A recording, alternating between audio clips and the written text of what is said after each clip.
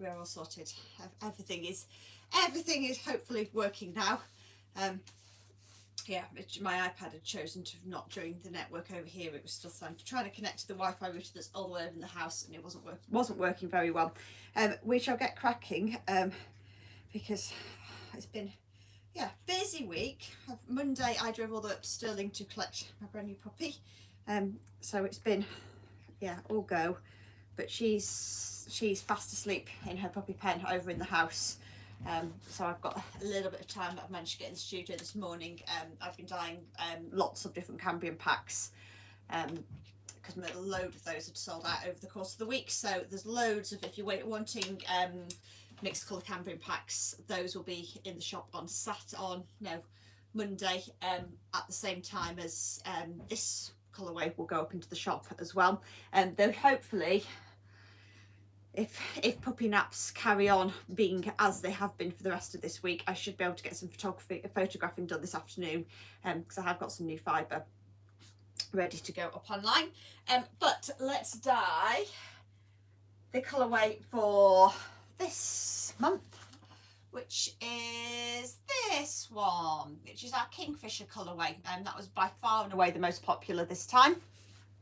So oranges, blues, turquoises. There's two orange colours in the swatch from the photo. I'm only going to do one just because they're really similar in sort of tone, and I think probably one and then the very pale brown colour is going to give us a greater mix of contrasts going on. I'm going to start off with just, normally I do the lightest or the darkest, but I'm actually going to start off with this shade here, this turquoise, and I'm actually just going to use my turquoise dye, and it's a really, I just need a little bit more in there. This turquoise dye is really intense and strong in colour, so I'm actually not going to need very much of it in order to get what I think is going to be the shade that I want. And 10 of you, let's write that down.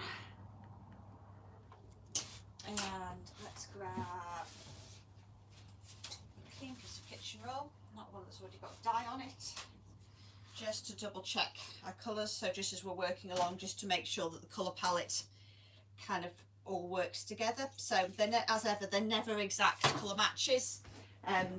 It's tonal values, that the shades that are in the picture, but that's going to be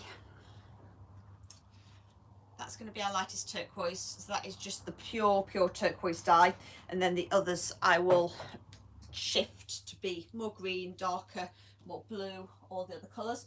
So as well as our bright turquoise, we've also got this sort of it's almost like a royal blue type colour. So I'm actually going to use a different blue dye for that one, just to make sure again that it's different. So I have two different blue dyes that I keep around the place. If I keep a turquoise one and like a shade of royal blue, also need some more in there.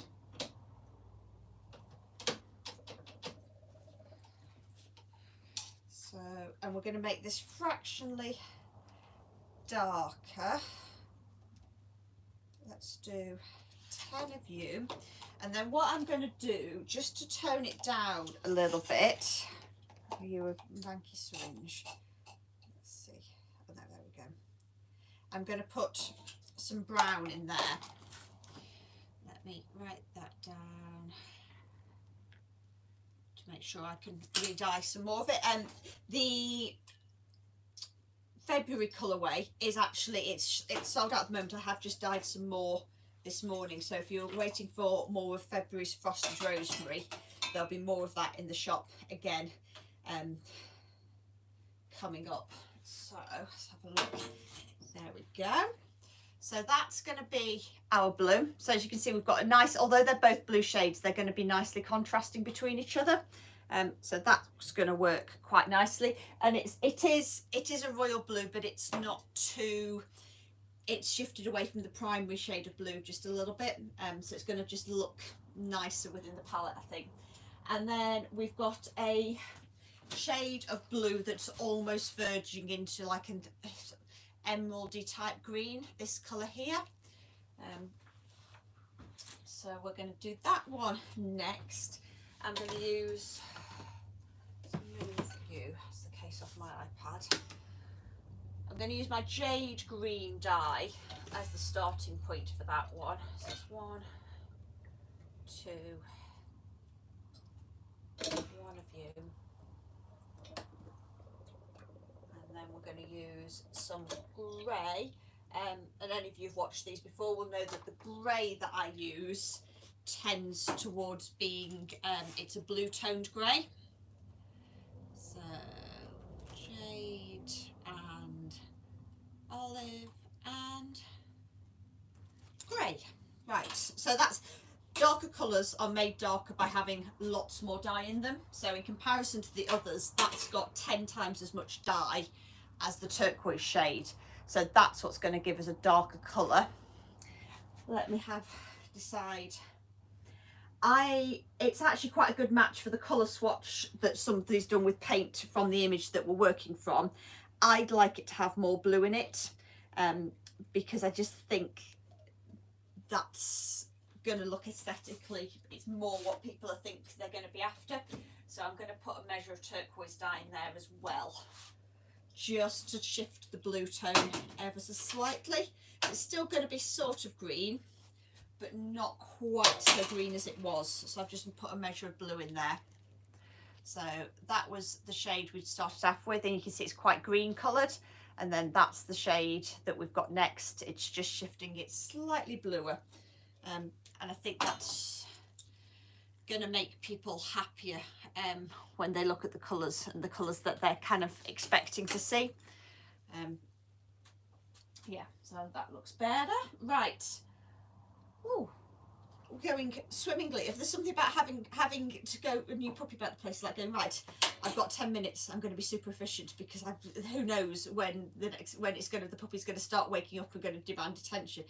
It's not quite like having a new baby about the place, but at the same time, because she does sleep through the night, so it's quite nice in that sense. But yeah, there is an element of the puppy may awake at any moment. So trying to be like super efficient and get stuff done at the moment in time that I can get it done, rather than procrastinate and mess around. Right, this yellow has just settled into, I mixed up some more before this started, and it's it doesn't stay dissolved very well. So every now and again it needs like a shake it just to mix it all up together. So we're going to do the orange next.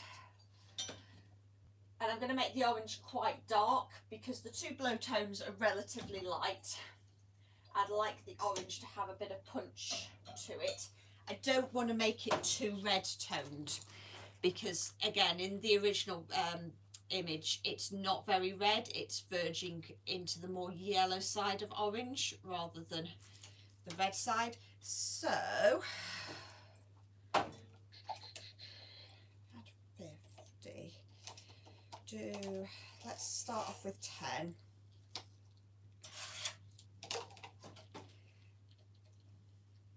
And we are also going to want some brown in there. Need some brown going in. So we're going to need some brown for the next colour as well.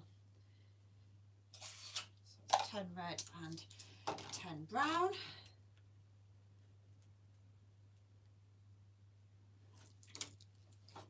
Okay, let's give that a good mix up. Let's have a look. It might be it needs some more red in, but I can always put a little bit more in. Yes, that's much to the moment. I like it as a colour, but it doesn't really, it's not quite, it's more,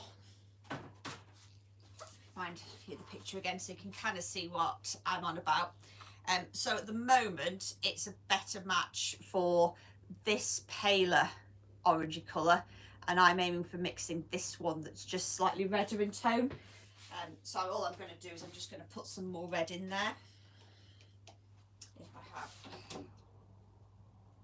some more dye.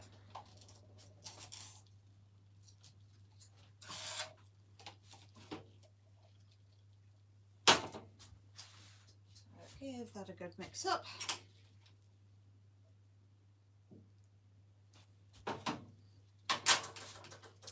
That's made it a little bit redder. I'm going to put another 5 of red in because I do want it to be a little bit redder.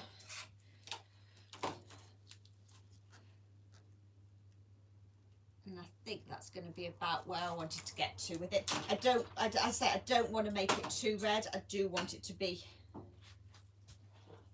closer to being a yellow than red. So each time it's just got slightly more and more orangey. And again, looking at it in real life, I think that's a nice, it sits quite well within those sets of colours. So that's our orange. So the final one we've got to mix is going to be our palest taupey shade. So this is like either the sort of, it's kind of the white of the feathers, so they're very white, but also the shade in here, it's like the branch. It's really tempting to not do these pale colours sometimes, but they mean that if you've got a whole set of 5 and you're wanting to do colour work with them, if you haven't got the palest colours in there, it can make mixing and matching for the motifs really, really quite hard. So it's not going to be very much dye, it's going to be just enough to just shift the colour slightly. And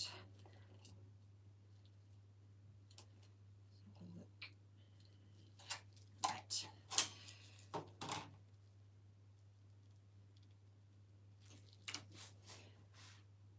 And it's in the original image, it's quite, there's a little bit of a hint of pink to it, and I think what I might do is I might deviate away from that, and actually I'm just going to make it slightly more mustardy again, because I just think it's going to work better in the colour palette. So I'm just going to put the tiniest hint of yellow into my brown.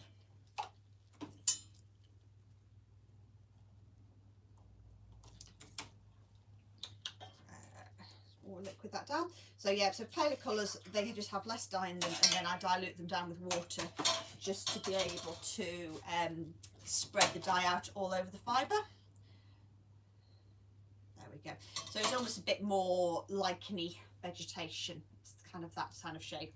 Right, let me grab another bit of kitchen roll so you can see what that's going to look like as a set together. I'll put them in the same order as they are in the little picture. So we've got the taupe that we've just dyed, the orange, the turquoise,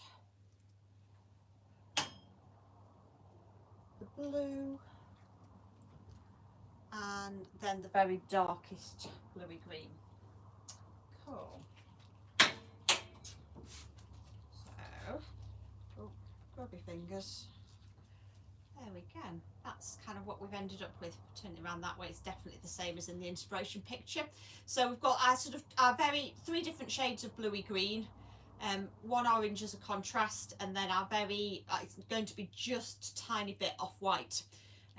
So I think they're going to sit together really, really nicely. Right. Now we've got our dyes all mixed up.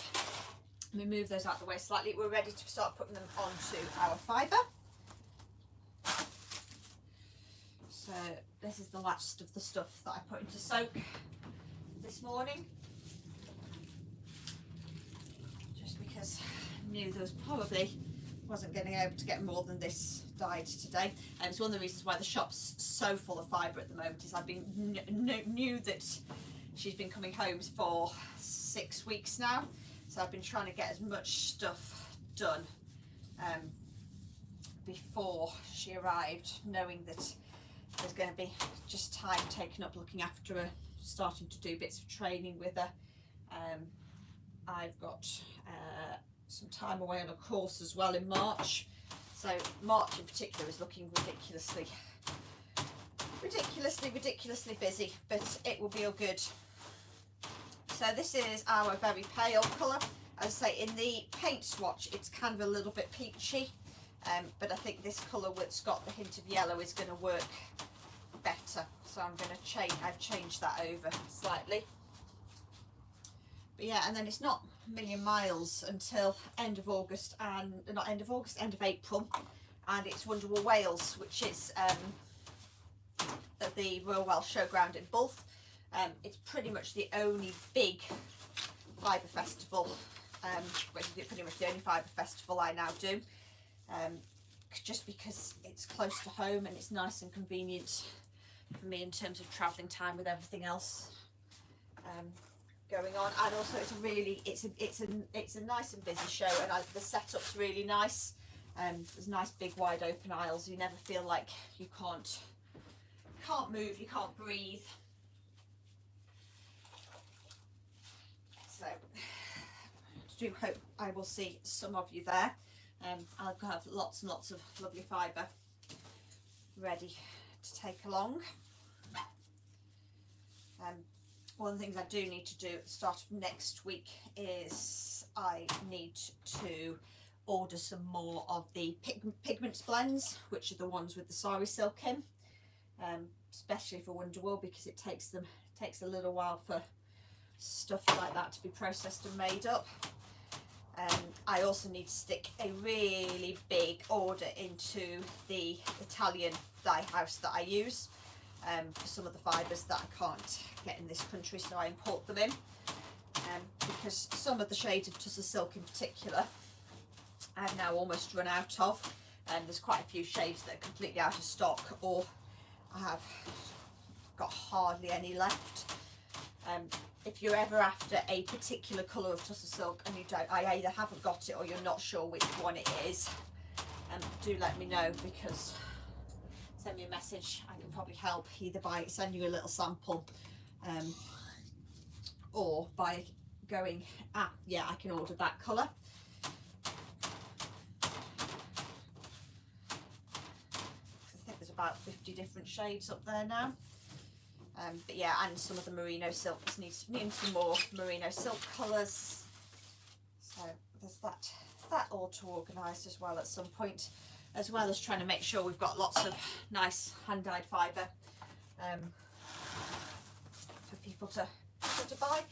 If you do like these mixed colour packs, then hopefully being photographed this afternoon, I've done lots of new mixed colours shades and mixed colour packs. There's some on the tweed blend, which is the South American wool with the viscose tweed nets, so it kind of spins up, looks a little bit like Rowan Felted tweed, or that kind of Donegal tweed dep effect. You just get these tiny little flecks, and they're either white or black in the versions. Well, there's white and black flecks in there. So those hopefully will get photographed this afternoon, because the packing's all done. I just need to do the photography for them. So yeah, they will be going up later on. So yeah, some in the South American wool tweed blend, and there's also some in the 60% Polworth, 40% yak, which is super soft, super fluffy. So, because that all got dyed end of last week, so that it was ready for me to try and take some photos at some point this week. But yeah, they're I'm really pleased with them actually. So they will be on the way shortly, and they're really nice. They're sort of little chunks of colour. Sort of, you can spin a 20-gram bit in an evening and feel like you've accomplished something. So they're really nice for like mini skeins. They're great for going onto blending boards or in drum cards, that kind of thing. So all the dye is just getting put onto the fibre. Once it's all evenly distributed, we're then just using some citric acid just to make sure that the dye sets, makes a bond onto the wool fibre once it's heated up. And then once all the dye has made a bond onto the fibre, fibre comes out of the oven, gets left to cool down. Once it's cooled down, it all again gets rinsed in hot soapy water, and then rinsed again in just plain hot water. Gets left to dry. It'll be left to dry over the weekend, and then I shall take the photograph hopefully on Monday is the plan, along with lots of other jobs to do, but I will make sure I get that done on Monday. And as I say, if you missed out on the February colour, which was Frosted Rosemary, which was sort of blues and greens, very pretty. I have dyed some more of it today, so I will put another batch of that up and available for you to buy if you would like some and missed out. But this colourway won't go up until Monday, just because it needs to dry before I can take the photographs. And sometimes I say ooh, and I mix the colours up and say I don't know if I'm going to like it how it is, if we might need to change it. But this one I'm pretty happy with. I think it's going to be just fine the way that we've done it.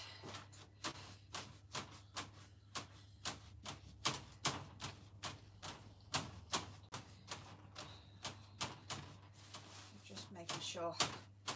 So I always put a little bit of washing up liquid in the soap water just to make sure that any of the processing grease isn't still on the fibre. And I think I must have got a bit heavy-handed today because the fibre's got a little bit foamy, particularly towards the bottom of the bucket, which these are. But it's fine. It doesn't affect the dyeing process particularly. It just means that it's all a bit squidgy, and it all gets rinsed out at the end anyway. So. Right, that's our mid blue.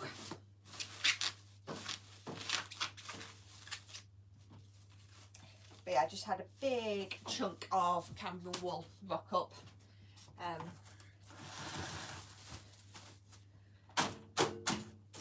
Last week because I dyed nearly everything that I got, and particularly Wonderwall Wales, with it being a Welsh show, and in fact it's what the Royal Welsh Showground is right in the middle of the Cambrian Mountains, so it's where this fibre comes from. So I always try to make sure that I've got lots of it on the stand in lots of different colours. But there'll be plenty of other things as well. There'll be plenty of some of the more luxurious bases, all of that kind of thing. I've just had some more Cormos arrived, there's some more Rambouillet arrived, there'll be some more of the sock blends, the Superwash Cheviot sock blend. I did think about that as I was driving north and then driving south again at the beginning of the week, on the way to collect Connie. I was driving through the Cheviot Hills where that fibre comes from.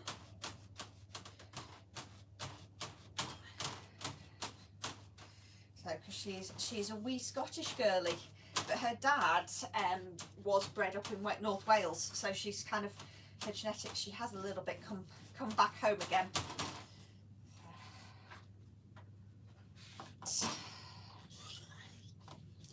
Last bit of citric acid. I'm just going to use a little bit more on this, just because this is the darkest of the colours, and the shades that I've used on it are the dyes that are hardest to get to fully exhaust and make really good bonds onto the fibre. So I'm just going to make sure that's nice and distributed throughout the fibre. So these are then going to get sealed up into their little cling film packets. They go into the oven until the dye is completely bonded, and then it's all rinsed, left to dry, and at which point we then split it up, take some photos. If you miss out on this first batch when it goes up on Monday, I will dye more throughout the month of March, but there won't be any more dyed after that. So that is what we've got. That's what going to be our colourway for March. The red kites are just starting to rebuild their nest just in the trees down there, so I suspect the kingfishers in the banks probably starting to do pretty similar. But yeah, so that's our colour for March. Thank you for coming and joining me. I shall see you all next month when we shall dye our colour for April. Let me close that.